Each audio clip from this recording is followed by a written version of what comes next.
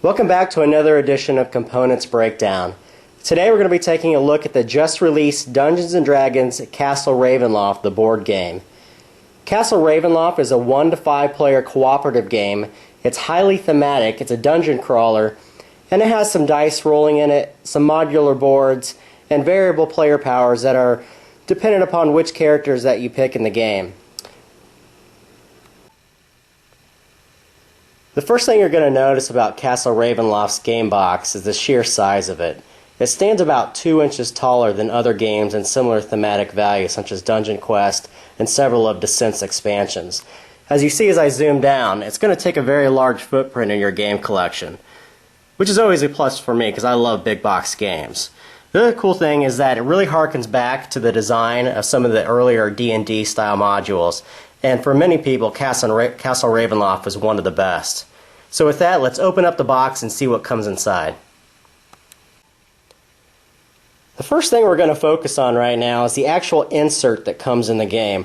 We're going to show you very few of the components, and then we'll stop and come back and pull all those components out and look at them. So the first thing is the rulebook. The rulebook's about 16 pages. It's full color from front to back, very easy to understand. I had no problems at all reading through it and understanding the rules first time through. It also comes with an adventure book. The adventure book currently has 13 different scenarios of varying difficulty.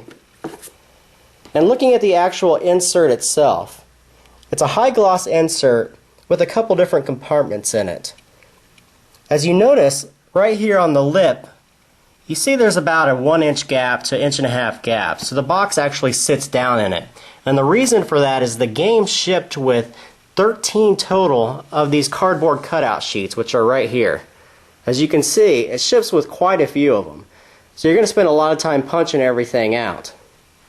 And once those are taken out, the insert kind of falls down into the bottom of the box.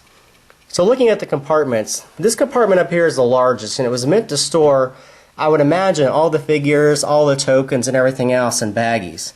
Right now I just have the large Drakkenstrike in there and another one of the miniatures that are too large to fit in some of the Plano boxes. There's 2 compartments for cards. The game's shipped with 200 total cards, and as you can see, they're not currently sleeved. When you pull them out, there's a small little compartment which could house, I guess, a few more tokens in there if you were to use them. But for people that like to sleeve their cards as I do, these probably aren't going to fit back in there. You probably have to use some of the room down here to fit the rest of the cards. Over on the right hand side you have 2 compartments, and I've laid a couple different things on top. First is the Count Strahd and the Drakkenstrike miniature sheets for them, giving you all the character stats. Also I've placed the starting tile, and I'll zoom out here a little bit. And those both fit in here, but it's actually broken into 2 different compartments. There's enough space in here to fit all the tiles in the game. So you can actually put them back in the box without any issues at all. Now, I've also placed some of the character cards. The game ships with 5 different characters and some villains, some named villains as well. And those will all fit back in this side as well. What you don't see, though, is all the rest of the components that simply do not fit back in the box in any kind of organization. There's just not enough room, there's not enough compartmentalization in here to get them all back to my liking. So in typical fashion that I've used Plano boxes. So let's pull all this stuff out, show you the Plano boxes, and pull all the miniatures out and really take a look at what comes with the game besides the actual insert itself. So here's the next step of breaking everything down. I've gone ahead and pulled out both Plano boxes, opened up some of the manuals, pulled out some of the tiles so you get a better look at everything that comes in the game. We're going to go through each of these compartments and show you what it comes with, then we'll pull the miniatures out and show those individually because people are going to want to see those. As we zoom in here, we're going to go through each of these compartments separately. The first thing you're going to notice, it ships with quite a few encounters. I've left one side down and one side flipped over so you can see what both sides of them are. Most everything in the game ships on really, really thick cardboard stock, so I think it's going to be pretty durable. And most everything is double-sided as well. So looking at the healing surges here, the other side has the text showing you what exactly needs to be done to get that healing surge. Also, it ships with quite a few monster tokens, or monster encounters. Again, these are double-sided, showing what you're going to encounter. Some of them say 1 monster, some of them say 2 monsters, some of them are blank. Several different items, in the game. Again, all of these are double-sided. Thick cardboard stock. Freezing Cloud. There's a sun marker, a cabin marker, and it only ships with one die in the game, which is just a black 20-sided die. There's some monster hit point tokens. There are time tokens which show an hourglass on the other side. Several coffin tokens which say coffin on one side and then give you the text of what they are on the inside of the coffin. There's several different condition markers, and again, when flipped over, they give you a specific condition with the text for it. There are reaction markers, which again are double-sided. A ton, I believe there's 70 of these 1 hit point markers, and then several more of the 5 hit point markers. Again, I was able to fit all these in one of the Plano boxes that I'm using for the game. And in the second Plano box, we'll show you the actual miniatures themselves. And right now I'm just going to show you how I compartmentalized them, and then we'll actually pull them out and show you each of them individually if I can. So I've just kept them color coordinated for now, and I think it'll be easier to use that way. And again, as you see, I wasn't able to fit the Dracolich or the large golem in there, so I've had to set them off to the side. So with that, let's pull out the miniatures because everyone's going to want to take a look at those.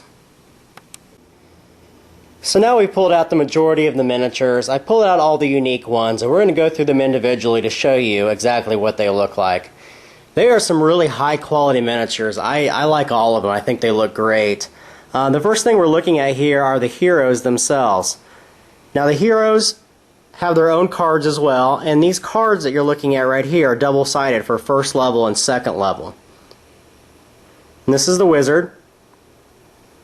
And again, if you're a painter, I would highly suggest painting these because they all look fabulous just as they are right now, but being painted, they're going to bring out that much more in the game. The last one here is the dwarf.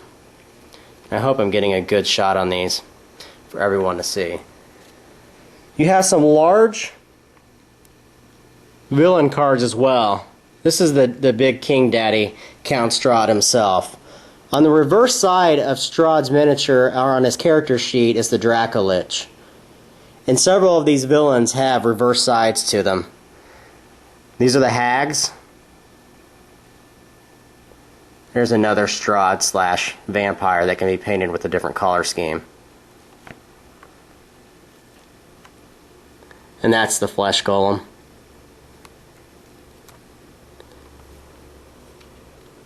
And there's some other villains that are included in the game.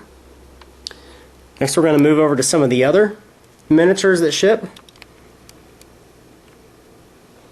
And I apologize, I have not played the game yet. I'm one of those people that if I see cool components, I buy first and play later. I'm a blind purchase person. I do this with games and I do it with movies as well on Blu-ray, so can't help myself. It's one of those impulses. And I've positioned two of these side by side so you can see the fronts and the backs of these miniatures. In my opinion, they are right on par with the Descent ones. I actually think some of them are better sculpted than some of the Descent miniatures. I hope you guys can tell what that is. It's a skeleton throwing a fireball. But all of these look fabulous. And there's the Dracolich. In comparison to size, you can see how huge he is.